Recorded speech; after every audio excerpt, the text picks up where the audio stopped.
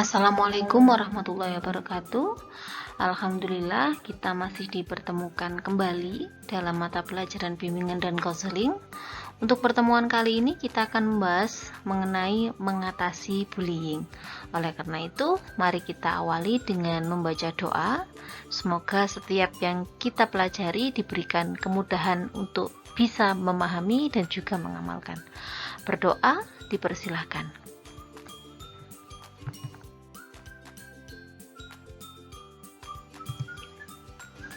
Sebelum kita melangkah, saya ingin mengingatkan kembali tentang dampak bullying yang sudah kita bahas bersama pada pertemuan yang lalu.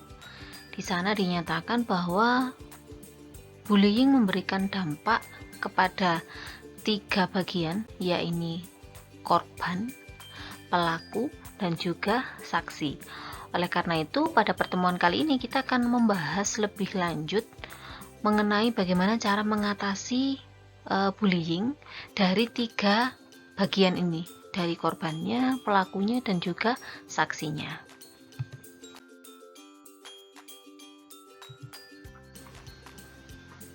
Kita akan membatasi ruang lingkup untuk pembahasan mengenai bullying kali ini. Jadi kita hanya akan membahas upaya pencegahan seseorang untuk menjadi pelaku bullying, dan solusi bagi korban dan juga saksi bullying. Kalian semua harus mengingat bahwa setiap kalian ini adalah makhluk yang berharga. Setiap kalian ini adalah pribadi yang berharga. Minimal untuk diri kalian sendiri, untuk orang tua, untuk keluarga. Jadi tidak ada alasan untuk merasa bahwa satu dan lainnya itu merasa ada yang lebih tinggi. Tidak, semuanya sama-sama berharga bagi orang-orang terdekatnya. Yang kedua, ingat bahwa pengakuan akan kekuatan itu hanya bisa ditunjukkan melalui hal-hal yang positif. Kenapa? Bullying itu salah satunya berasal dari seseorang yang ingin diberikan pengakuan atas kekuatannya. Nah, yang perlu sampean semua ketahui bahwa pengakuan akan kekuatan itu hanya bisa ditunjukkan melalui hal-hal yang positif. Dengan begitu akan memberikan manfaat. Berikutnya, di sini ada teman yang membawa peranan sebagai faktor utama pengendalian dalam pergaulan. Kenapa teman? Saya akan bahas lebih lanjut. Di usia remaja yang sekarang sampean alami ini, teman ini menjadi faktor penting, faktor utama. Oleh karena itu, kita simak pada slide berikutnya.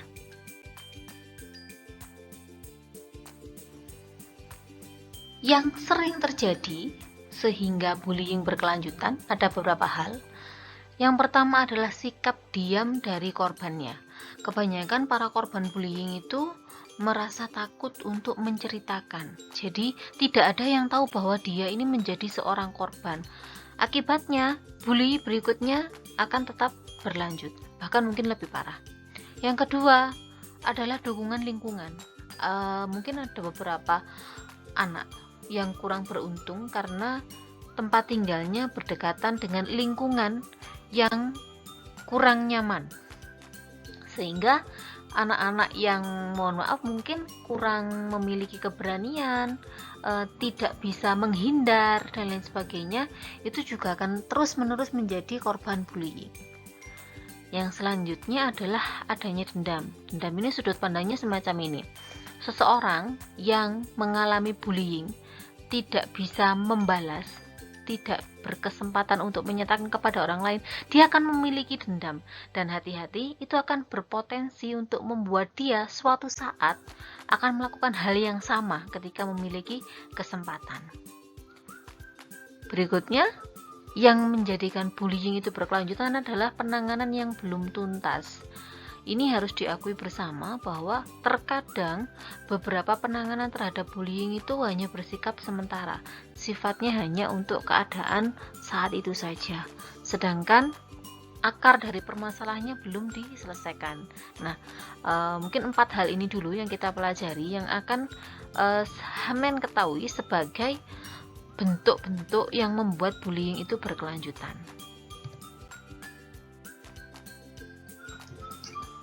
Ini yang saya sempat singgung di awal pertemuan, the power of friendship, persahabatan.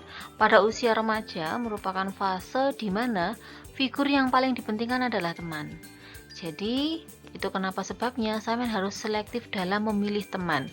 Undang-undang yang berlaku di kalangan remaja, apa yang dilakukan oleh teman saya itu yang akan saya ikuti, entah benar atau salah. Nah, makanya enggak Bu, saya tahu yang mana yang benar, mana yang salah. Iya, itu kalau di fase sampai dari awal sudah memetakan mau berteman dengan yang seperti apa. Oleh karena itu, saya ingatkan kembali, bisa berteman dengan siapapun, tapi tetap harus memiliki rambu-rambu. Mana sih yang boleh menjadi, kenal boleh, mungkin kalau terpaksa harus kenal karena memang ketemu setiap hari dan sebagainya, tidak masalah. Tapi yang masuk ranah teman, yang masuk ranah apalagi persahabatan, itu harus dipilih. Ingat, di usia ini terkadang beberapa anak itu memang lebih mempercayai untuk mengikuti temannya, lebih nyaman untuk menjalin hubungan dengan yang seusia. Jadi kalau yang istilahnya itu yang satu frekuensi.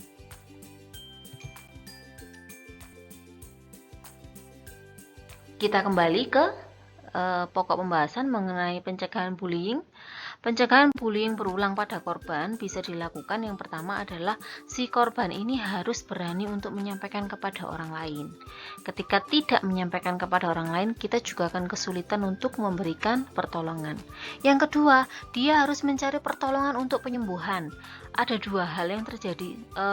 Bullying bisa secara fisik, bisa secara psikis. Kalau fisik bisa ke dokter ya, medis bisa menyelesaikan. Tapi yang psikis, yang non fisik ini memang harus ditangani oleh orang-orang yang ahli di bidangnya. Rasa takut, rasa tidak percaya diri, rasa terintimidasinya orang bullying itu tidak bisa hanya diselesaikan nanti lama-lama selesai sendiri, enggak. Itu akan menimbulkan sebuah penyakit. Yang diserang adalah penyakit non fisiknya. Lalu bagaimana mengatasi trauma pada korban dan saksi bullying? Nah, di sini saya kembali mengingatkan kepada sampean bahwa saksi atau orang yang menyimak, melihat, entah itu kebetulan, entah itu sengaja terjadinya bullying, saksi itu juga merupakan korban. Kalau pertemuan yang lalu saya sempat menyampaikan ke sampean, dia akan merasa terintimidasi juga, terancam juga, jangan-jangan setelah ini saya. Nah, bagaimana cara mengatasi trauma yang timbul? Satu, konseling dengan pihak-pihak yang berkompeten. Salah satunya, kalau lingkungan terdekatnya sampean, di sekolah ada saya, ada BK yang akan memberikan layanan bimbingan dan konseling. Syaratnya harus ada keterbukaan. Yang kedua, terbuka juga terhadap keluarga. Jangan malu untuk menyampaikan kepada keluarga, jangan takut, karena keluarga itu bisa menjadi pelindung utama sampean dari masalah-masalah yang mengarah pada bullying. Masalah apapun sebenarnya, jika dalam sebuah keluarga terhadap konsep memiliki konsep yang sesuai, itu bisa menjadi perlindungan pertama bagi anggota keluarga. Yang ketiga adalah memilih lingkungan yang aman. Misalnya seperti ini, sampean sudah tahu kalau bergaul dengan kelompok tertentu di usia remaja itu memang kan kepingin punya ada pengakuan. Kalau ngikut gengnya ini terasa keren, ngikut gengnya itu terasa wah gitu. Nah, tapi jangan lupa untuk memilih lingkungan yang aman. Perhatikan, memilih lingkungan yang aman akan juga satu langkah membawa sampean berada dalam kenyamanan dalam berinteraksi.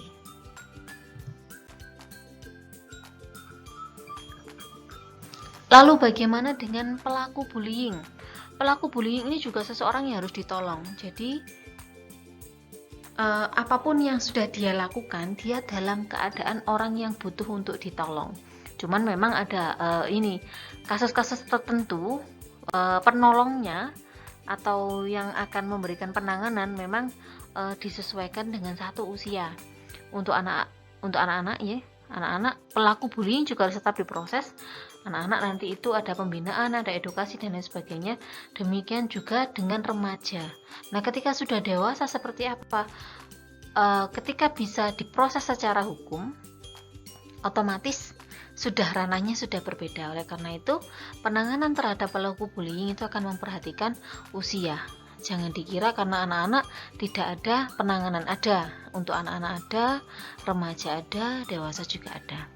Berikutnya juga akan dilihat mengenai kasusnya.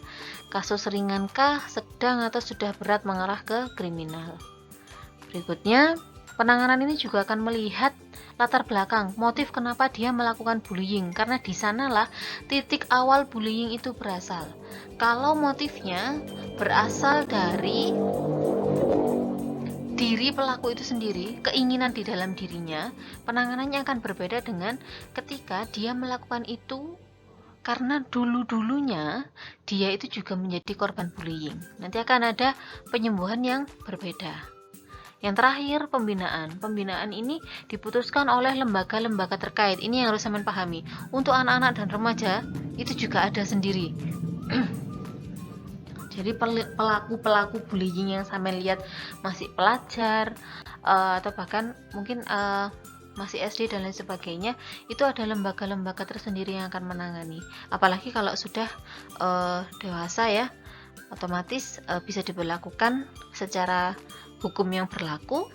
Itu lembaga terkait yang menangani sudah berbeda lagi. Itu sekilas saya informasikan mengenai penanganan terhadap pelaku bullying.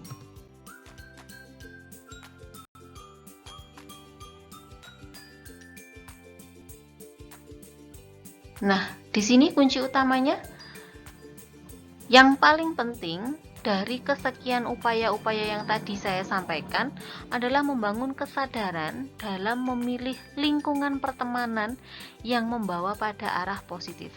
Percayalah, ketika sampean tidak salah dalam memilih lingkungan, itu sudah satu langkah mengamankan dirinya sampean. Kalau sampean tidak pernah bergaul dengan mungkin teman-teman di sana, di tempat lain yang berpotensi melakukan bullying, insya Allah sampean juga satu langkah mengamankan dirinya sampean untuk menjadi seorang korban bullying. Berikutnya, tidak mudah terprovokasi dengan mengolah informasi sebelum bertindak. Ini meskipun atas nama pertemanan, harus tetap diolah, dicerna dulu informasinya, dipastikan kebenarannya. Jangan-jangan cuma hoax, tapi ternyata sudah terpancing. Selektif memilih komunitas di usia ini memang sampean sedang dalam keadaan ingin untuk diakui, ingin untuk menjadi bagian sebuah komunitas, tapi harus tetap selektif. Berikutnya, berani membela diri. Artinya jangan biarkan siapapun menyakiti sampean. Upayanya bisa menyampaikan kepada orang lain, bisa langsung membela dirinya sampean. Jadi jangan pasrah ketika terjadi sesuatu yang mengganggu sampean. Berikutnya, menjadi bagian dalam menciptakan kerukunan dan persahabatan. Yang terakhir, menyalurkan bakat maupun potensi melalui hal-hal yang positif. Kalau kebetulan memiliki kelebihan secara fisik, itu otomatis juga harus disalurkan secara positif, bukan dipakai untuk menganiaya atau membuli temannya. Untuk pertemuan mendatang, saya minta tolong dipelajari materi mengenai strategi belajar sesuai gaya belajar yang diinginkan. Kita akan bahas bersama. Saya juga ingin sampean bisa memberikan usulan-usulan tentang perubahan model pembelajaran biar tidak jenuh.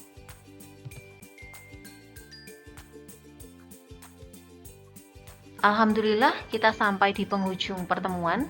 Terima kasih karena sudah mengikuti sampai dengan akhir. Saya harap semua dapat memahami, kita dapat memperoleh ilmu yang bermanfaat. Terima kasih juga untuk kalian semua yang telah menjadi bagian dari orang-orang yang akan mencegah terjadinya bullying. Saya akhiri, wassalamualaikum warahmatullahi wabarakatuh.